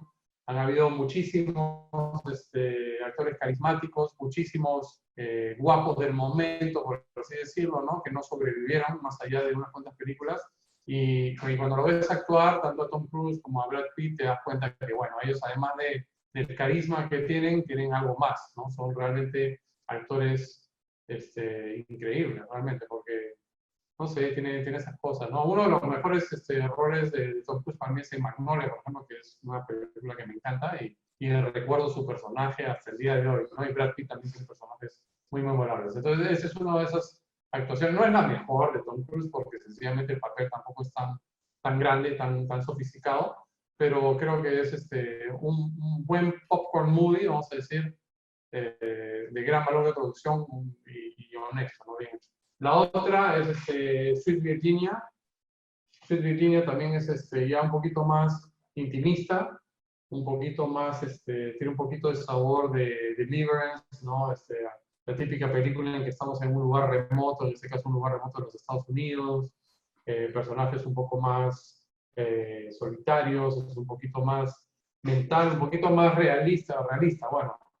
La historia de American Made es en gran parte realista. Realmente le sucedió esto a este personaje, pero es tan increíble que, bueno, uno tiene tendencia a imaginar que es una exageración. Aquí es un poco más intimista, es una película neo-noir, ¿no? Con sabores un poco de Hitchcock por momentos, pero también llevada, ¿no? De manera muy precisa, con actores muy carismáticos. Entonces, uno se da cuenta que realmente, de nuevo, con una dirección muy fina, una tensión muy bien manejada, y excelente. Les recomiendo esta película también, que se llama Sweet Virgin. Gracias, Pierre. Buenísimo. Lucho, cuéntanos tus recomendadas ahí en género criminal. Hola, ya. En el género criminal tengo dos recomendaciones. La primera es una española llamada Contratiempo. Es dirigida por Oriol Paulo, que hace unos años atrás ya había hecho El Cuerpo, que también es un thriller muy bueno. Contratiempo es protagonizada por Mario Casas. Él es un empresario que se despierta en un hotel junto a su amante muerta. Entonces, él no sabe qué ha pasado, se siente confundido, despierta un poco dopado y no sabe dónde está ni siquiera. Entonces, pero obviamente como es un empresario importante y maneja mucho dinero, contrata mediante sus contactos, mediante su abogado, contacta, porque obviamente cuando él despierta, a los minutos, a los segundos, llega la policía. Entonces está acusado y todo eso, y al otro día va a tener que ir a declarar al juicio. Entonces contrata a una preparadora de testigos, una mujer muy reconocida que prepara a los acusados para que puedan responder de tal manera que cree una duda en el jurado. Así todas las pistas indiquen que eres culpable, tú puedes responder de tal manera que generes esa duda en el jurado. Entonces, la contrata a ella, llega en la noche y tienen unas horas solamente porque en la mañana siguiente, él va a ir a declarar al jurado, al juicio, ¿no? Entonces tiene solamente unas horas. Y en esas horas pasa cosas increíbles. Se descubren muchas cosas que, bueno, él no había dicho bien, él no había contado algunas verdades, algunas cosas que no se acordaba. Entonces se van a ir descubriendo muchos detalles. Es una película con bastante suspenso, con bastante influencia de películas tipo como Brian De Palma. A mí me sorprendió mucho, bueno, ya viene hace muchos años sorprendiéndome Mario Casas, a pesar de que se hizo conocido con películas románticas tipo, creo que es 3 metros sobre el cielo, creo que se llama. También, por ejemplo, en Netflix también está ahora un thriller llamado Hogar, también protagonizado por Mario Casas. Entonces está saliéndose de esa comedia romántica, de ese papel tal vez que les cuesta mucho a estos actores despegarse del rostro, de la cara bonita y ganarse un nombre. Yo creo que lo está logrando porque en esta película se lleva los aplausos. Es un gran thriller. De inicio a fin te mantiene pegado al asiento, entonces es muy buena. Esta es la primera que recomiendo, Contratiempo, una española del año 2016, y la segunda es una película italiana llamada Suburra. Es una mezcla de cine de gángster con cine político. Esta película, bueno, en realidad contar de qué trata sería un poco divagar porque no tiene un tema específico, trata sobre la corrupción en Roma. Roma está llena de apuestas, de mucha corrupción, de mucha delincuencia. Entonces es un escenario completo de corrupción. Entonces en eso gira la película. Es una película dirigida por Stefano Sollima, que también...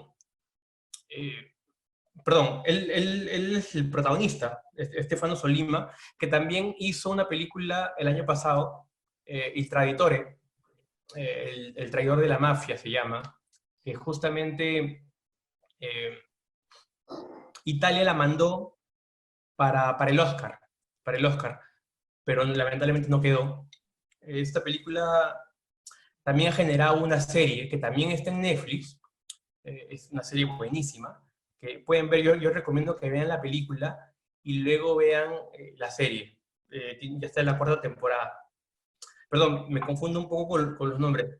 Stefano Sollima es el director de la película y el protagonista, que también hace el Traditore, es Pierfranco Favino. Entonces, él es el protagonista de esta película. Entonces, la recomiendo, es una película que te hace recordar a películas de Francis Ford Coppola, por ejemplo. Te hace sumergirte en ese mundo de mafia, de gángsters. Tiene mucho de cine negro, de los años 30, los años 40. Te hace recordar El Padrino bastante. Entonces, es la segunda película que recomiendo, Suburra. Busquen en Netflix, vean esa y luego vean la serie. Es increíble. Dos películas, Contratiempo y Suburra. Esas dos. Gracias, Lucho. Buenísimo, muchas gracias. Chacho. Sí, tengo dos películas, en este caso sí son bastante recientes, digamos. Una, Emboscada Final, que es un título, no tengo aquí en este momento a la mano el título original, pero bueno, es fácil de encontrar. Es una película que está protagonizada por dos actores, dos veteranos muy buenos, de los más sólidos de su generación. Uno es Kevin Costner y el otro es Woody Harrelson. ¿No?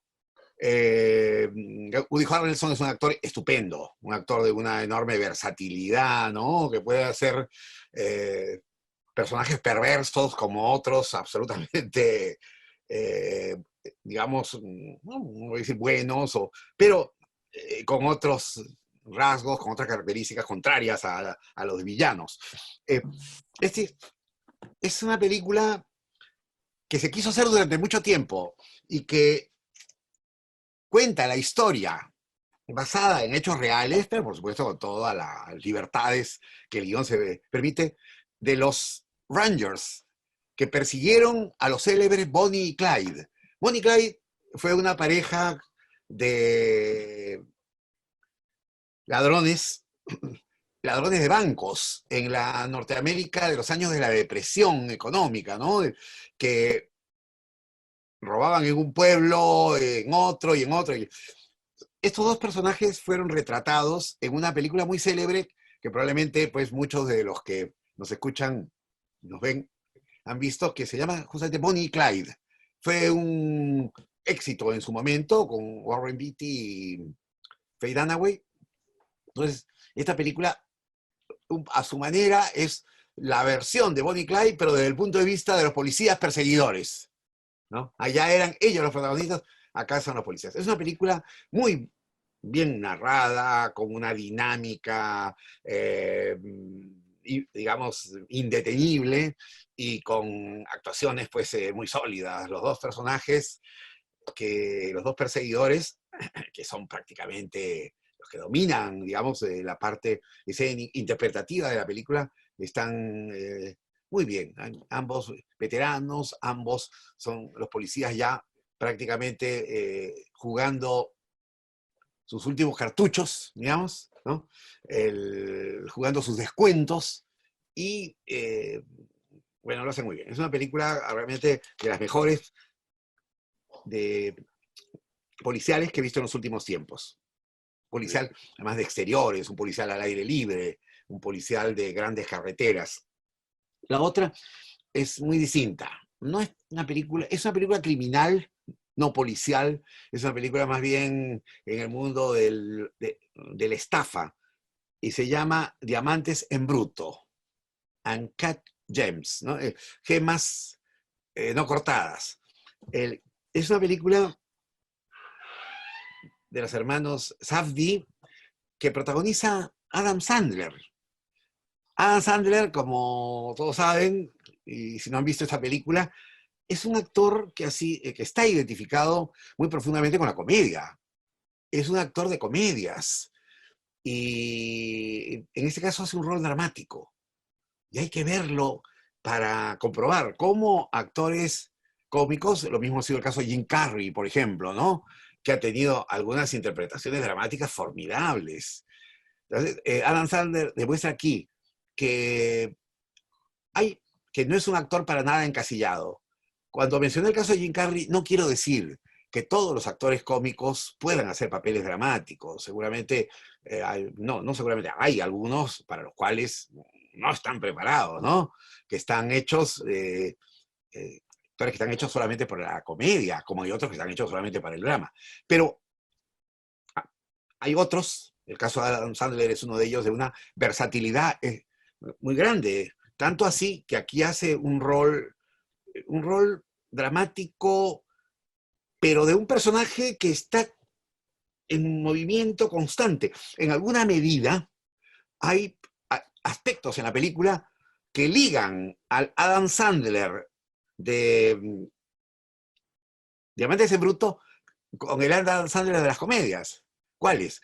Esta cosa nerviosa, inestable, inquieta, que es constante en el personaje, ¿no? El hombre está como que no está tranquilo, además está amenazado, vive en una situación de riesgo. Entonces, lo que en otros casos es el conducto, digamos, para situaciones humorísticas, aquí es el conducto para una situación dramática, para una situación amenazadora en la que él se encuentra todo el tiempo, ¿no? Es un hombre, el ritmo de la actuación de Adam Sandler marca el ritmo narrativo de la película, ¿no? Esta cosa permanentemente ansiosa, inquieta, inestable. Entonces, es la otra película que recomiendo con entusiasmo. Creo que son dos muy buenas películas. Gracias, Chacho. ¿Qué tal? Yo tengo dos recomendaciones también dentro del género criminal. La primera es una película llamada Perdida, del año 2014, en inglés es Gone Girl. Es una película de género criminal dirigida por un especialista en este género, que es David Fincher, ¿no? Fincher, pues, tiene películas como Seven o Zodiac, ¿no? Digamos, alguien que domina el género criminal. Y en Perdida es una película interesante que tiene un misterio, tiene, bueno, como el nombre lo dice, hay un secuestro, a un aparente secuestro, no se sabe, desaparece la esposa del protagonista, ¿no? El protagonista es Ben Affleck, y a partir de la desaparición de ella, pues hay un misterio que él trata de encontrarla, no se sabe qué ha pasado, la policía finalmente comienza a sospechar de él también, lo ponen a él como un sospechoso de la desaparición de ella, de su esposa. La esposa también era una mujer sofisticada, bella, que digamos, de cara a la sociedad, una artista, una escritora. Además, sus padres habían creado un personaje de ella desde que era niñita, porque sus padres eran escritores y había como un libro de cuentos en el que aparecía ella como niña. Entonces, una película que está hablando sobre temas interesantes como las apariencias, sobre lo que uno, digamos, espera de un personaje o cómo el personaje da una cara al público y lo que el personaje es realmente. Es un thriller psicológico, entra en la profundidad de las mentes de los personajes. También tienes el tema de juego de poder entre los dos. Es bien interesante, es una película con bastantes capas, con una trama que tiene pues sus nudos, bastantes giros, y que constantemente cambia y te trabaja el misterio, la intriga. A mí me parece una película interesante. No es de mis favoritas de Fincher, pero igual me parece una película bastante bien lograda, y Fincher es un director con mucho oficio. La otra película que recomiendo es una película del año 2017, más bien es una película mucho más pequeña, se llama Willman, de Jeremy Rush. Esta película es una película que parece un poquito, cuando te digo inicialmente, a Drive, porque el protagonista es también un conductor de carros que ayuda a escapar a los criminales cuando cometen un crimen, que está esperando, digamos, es estos especialistas en manejar para escaparse de la policía. Pero a diferencia de Drive, esta película ocurre toda en una noche, casi en tiempo presente, casi en tiempo real. Él se da cuenta que ha sido estafado, el protagonista.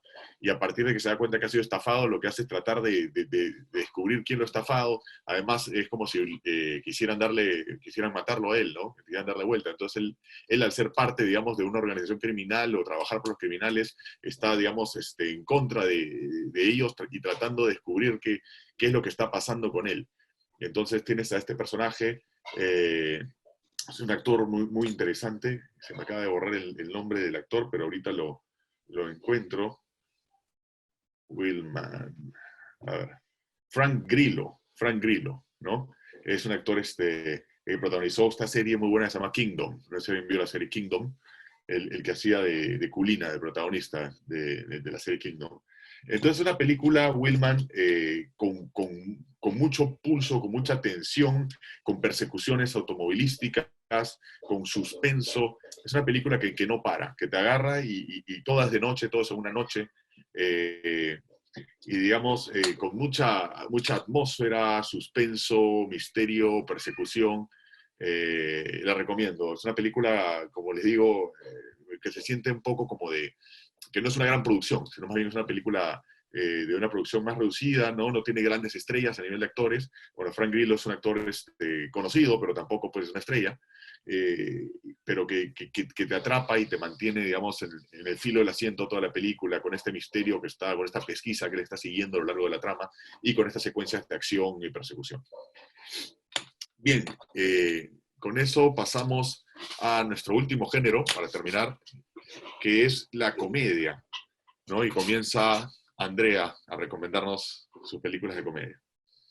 Bueno, usualmente no encuentro comedias que me gusten mucho en Netflix. De hecho, habían algunas que ustedes habían recomendado y traté de no repetir. Sin embargo, creo que estas comedias son lo que yo diría como las clásicas y de repente todos ya las han visto.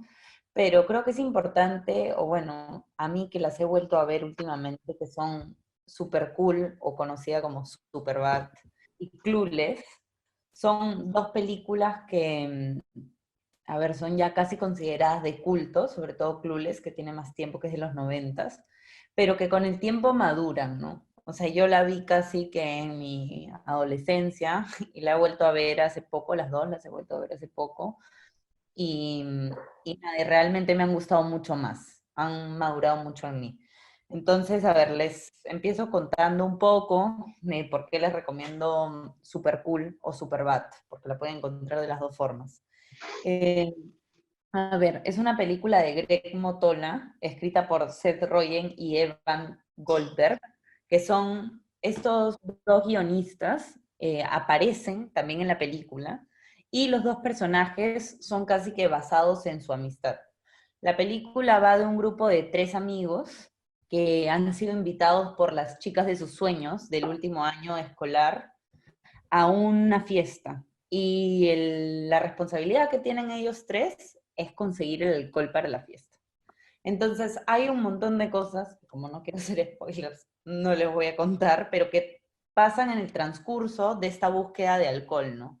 Es una película muy divertida, que refuerza mucho la amistad de estos 3 chicos. Es la verdad muy graciosa, es simple, o sea, tiene una simpleza que hace que sea, creo, divertida y que sea tan valorada también.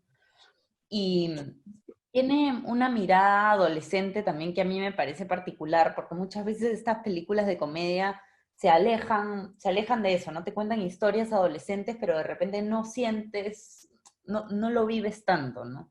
Siento que con Super Cool pasa mucho esto, ¿no? Que hay una mirada adolescente, incluso en la propuesta visual también sucede, que hay momentos donde ellos mismos se imaginan cosas que podrían pasar y en realidad no están pasando, entonces se juega con el lenguaje visual.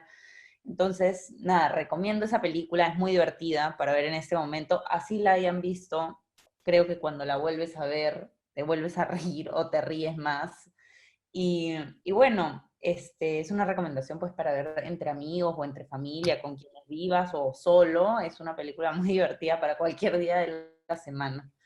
Y la otra película que recomiendo es Clueless, de Amy Heckerling, que es una película de los 90.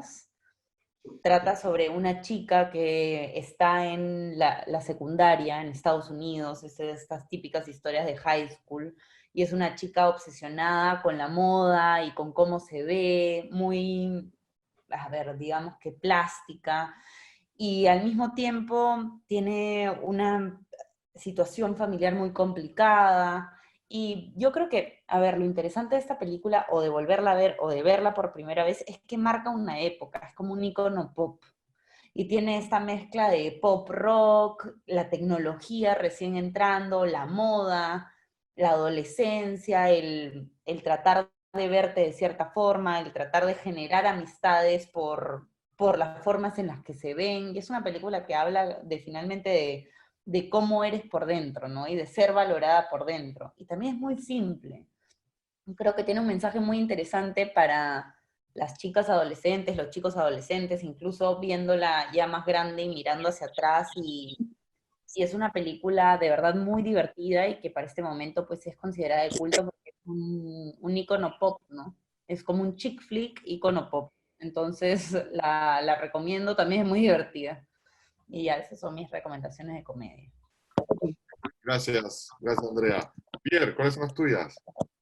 Bueno, yo soy un poco como Andrea, también tengo dificultad de encontrar comedias así que me marquen mucho en Netflix. Extrañamente, bueno, hay cosas obviamente, pero el género de comedia creo que es difícil. Hay mucha gente que dice que es uno de los géneros más difíciles, ¿no?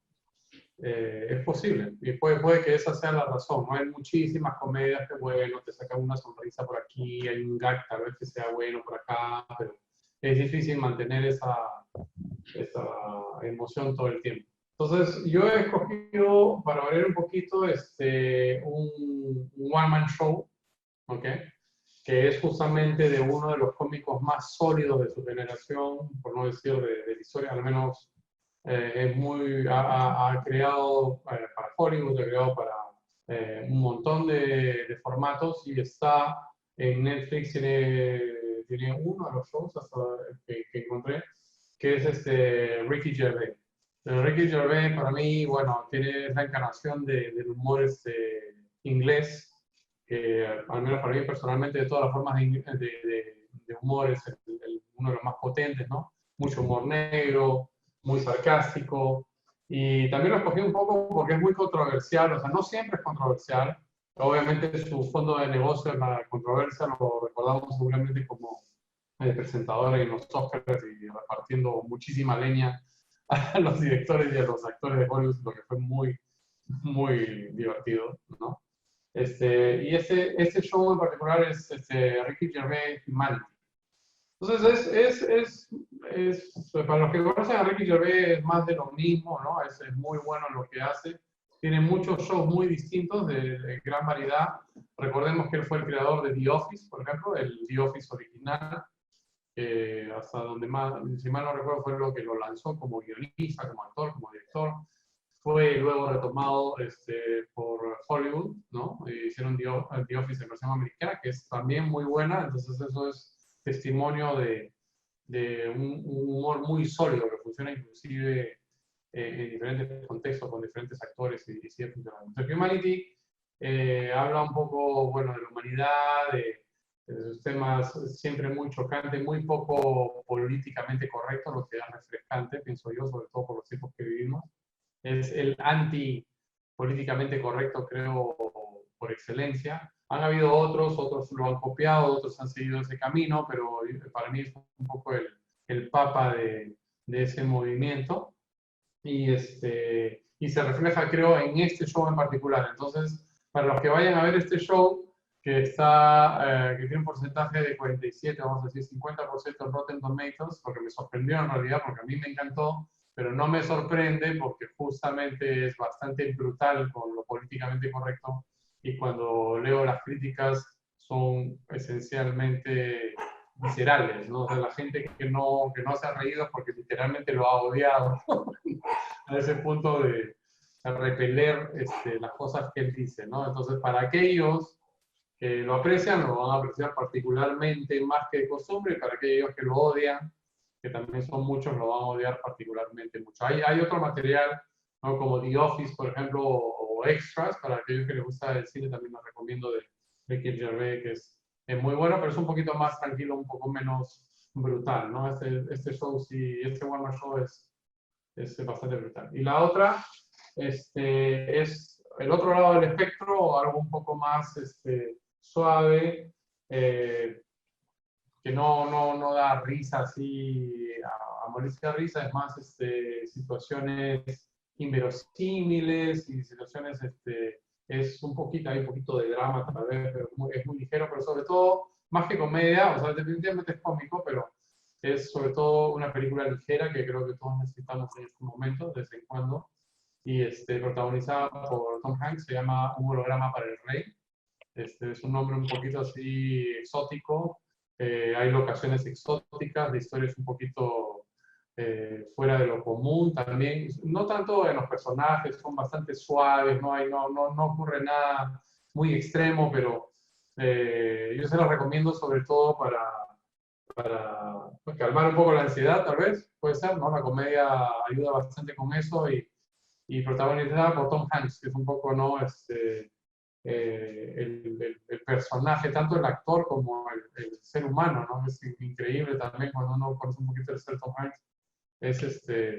Tom Hanks salvará al mundo, ¿no? Entonces ahí siempre hay un poco ese tema, ¿no? Desde Forrest Gump, de nuevo regreso a eso para aquellos ya que quieren aprender cinematografía, lo preciso del casting de ese tipo de roles, ¿no? O sea, realmente para mí Tom Hanks desde los años 80, desde que era muy joven hasta ahora, no lo recuerdo de un rol en el que no sea pues finalmente el héroe o el antihéroe americano, pero es el que salvará al mundo, ¿no? En Apolo 13 salvará al mundo, en Forrest Gump, pues, bueno, es un héroe tonto, pero igual, o sea, todo lo que toca es oro, y aquí es un poco lo mismo, ¿no? No te puedes sentir mal al ver a Tom Hanks. En Castaway también todo termina saliendo bien.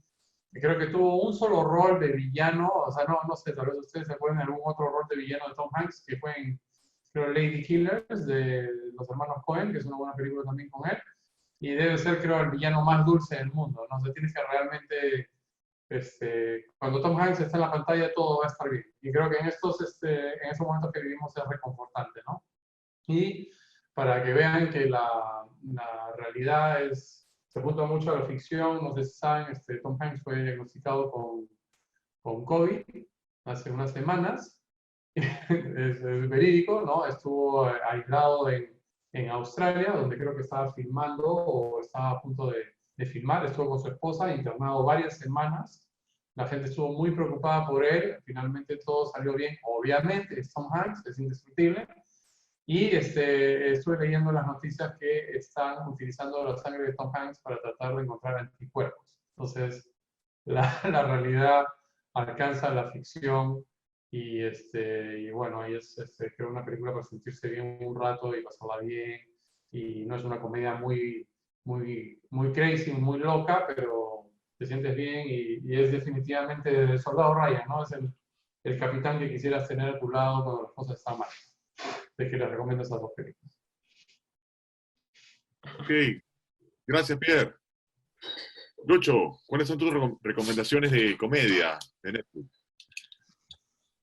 Bueno, antes quería acotar de lo que dijo Pierre, que me hizo acordar un meme de Tom Hanks, que dice, nunca viajes con Tom Hanks, ¿no? Porque le pasa, se queda varado, que llega a una isla, se va al espacio y se pierde. Pero siempre sobrevive, siempre sale bien al final. Exactamente, ya. Bueno, va a pasar a mis recomendaciones. Igual quiero hacer una introducción. Para mí, por ejemplo, el cine de terror actualmente no necesariamente debe ser el cine que te haga temblar, ¿no? O que te mueras de miedo, sino que un buen guión, una buena historia en cine de terror, ya para mí encaja como una gran película de terror. Y pasa igual con la comedia. No hace falta, para mí, matarte de risa para hacer una buena comedia. O sea, yo no necesito reírme a carcajadas para que encaje una buena comedia. Y justo por eso he elegido estas dos, que encajan perfectamente en lo que estoy diciendo. La primera es Frances Ha, dirigida por Noah Baumbach, que, bueno, es el director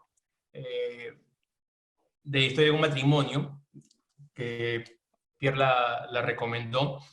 Y esta película está protagonizada por Greta Gerwig, que fue la directora de Mujercitas. Su ópera prima, bueno, recién dirige, pero ella ha actuado por varios años e incluso ha trabajado varias veces con Noah.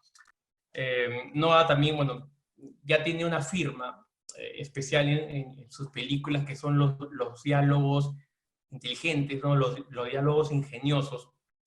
Ya lo demostró con The Meyerowitz y Stories, donde también está Adam Sandler, que por ahí también lo han mencionado. Esta película es del 2012, Frances Ha, una película filmada en blanco y negro que me recuerda mucho a las películas de Woody Allen.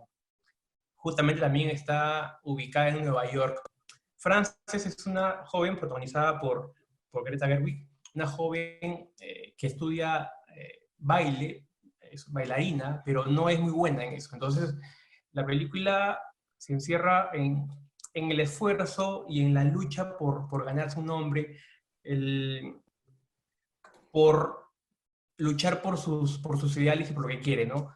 Es una película bastante sencilla, pero muy ingeniosa. El guión es increíble. Justamente Greta Gerwig colabora en el guión, también lo escribe junto a Noah. Entonces es una película que los diálogos, aunque bueno, visualmente es bastante sencilla, pero en lo que es guión, en lo que son los diálogos, la historia es fascinante. También, bueno, es divertida y también tiene cosas de melancolía, pero yo la recomiendo muchísimo. Es del año 2012, y la segunda película es Whisky, una película uruguaya del año 2004.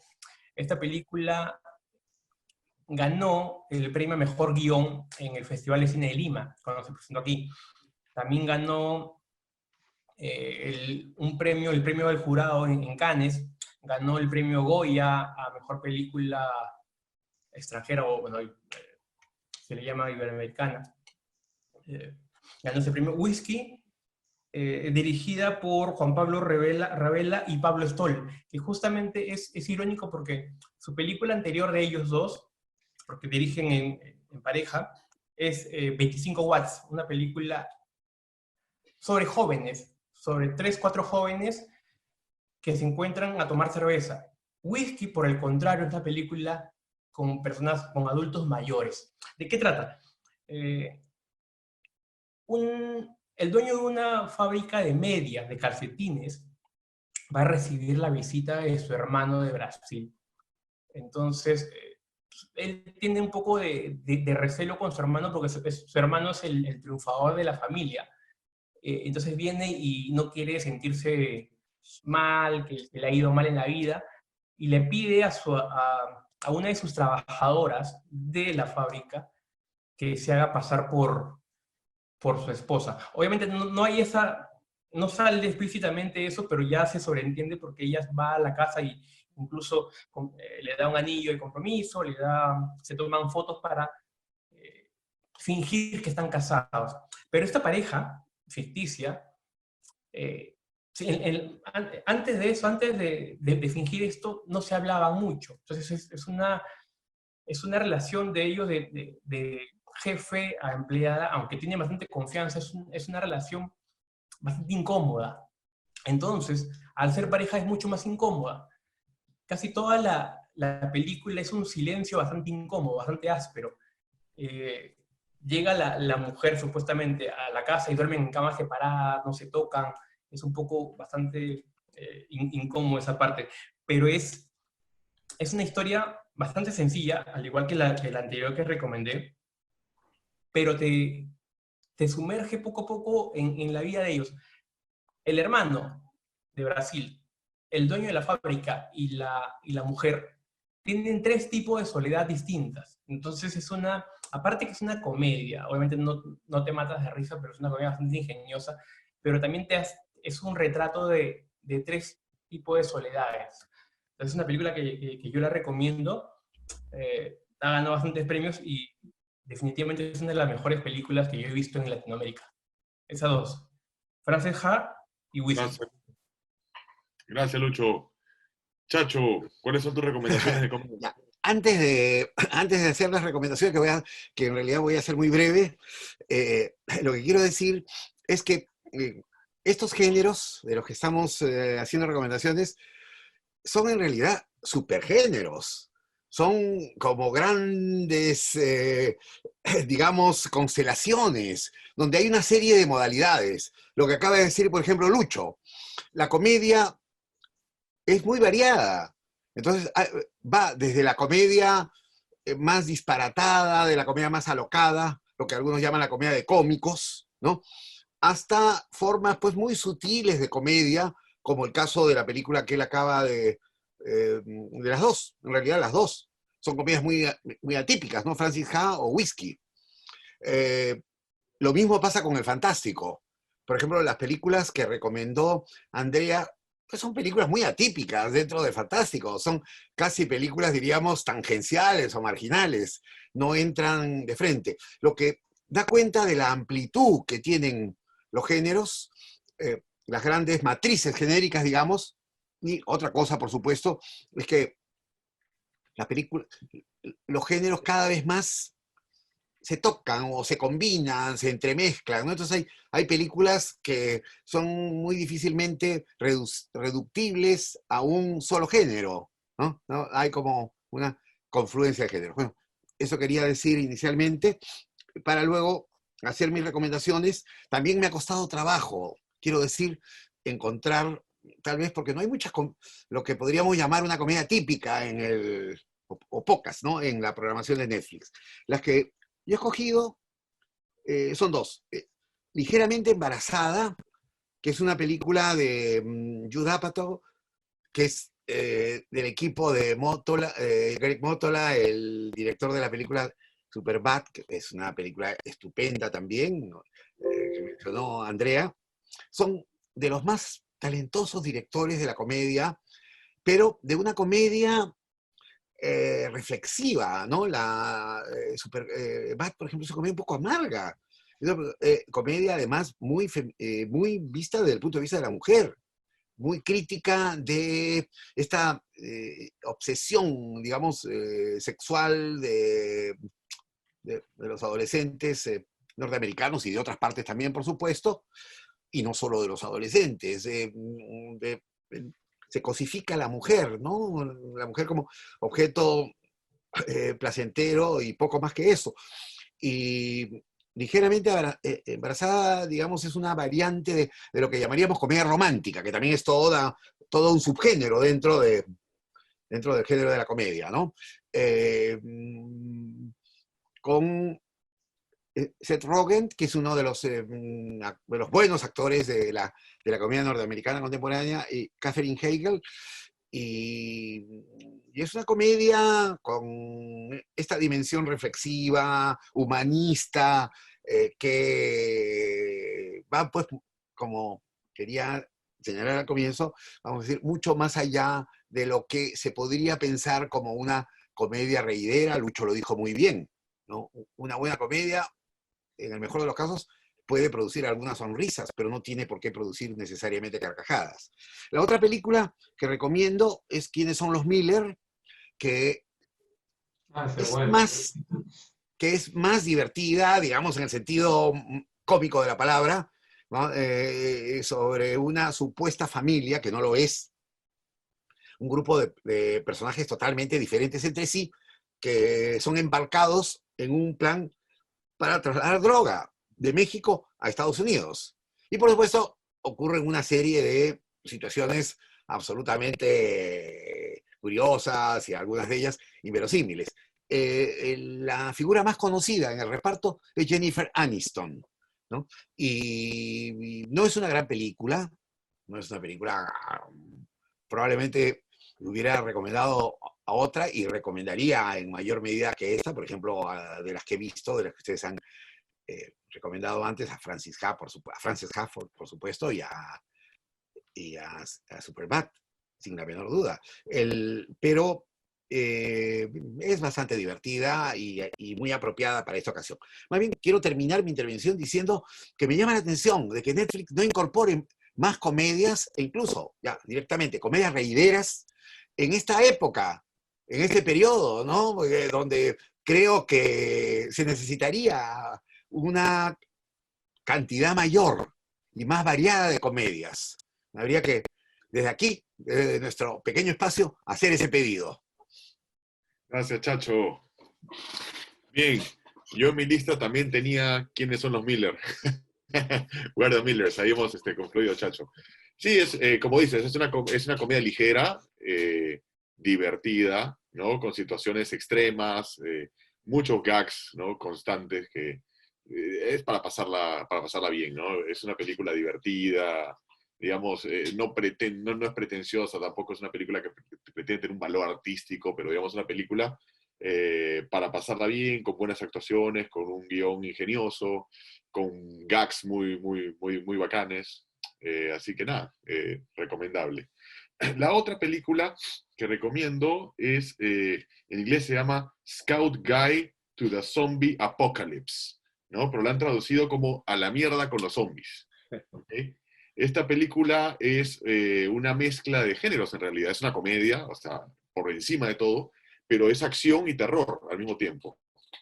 Es comedia del absurdo, ¿no? Tienes a tres adolescentes que son scouts, pero que, digamos, uno de ellos, como el más bonachón, ¿no?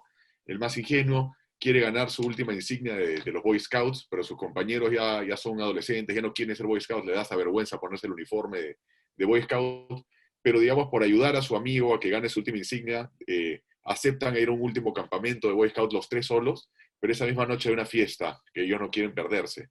Entonces dicen, bueno, vamos, y a nuestro amigo que es más lornita lo dejamos durmiendo y nos escapamos y nos vamos a la fiesta. Pero resulta que todo esto pasa en una noche en la cual hay una invasión zombie.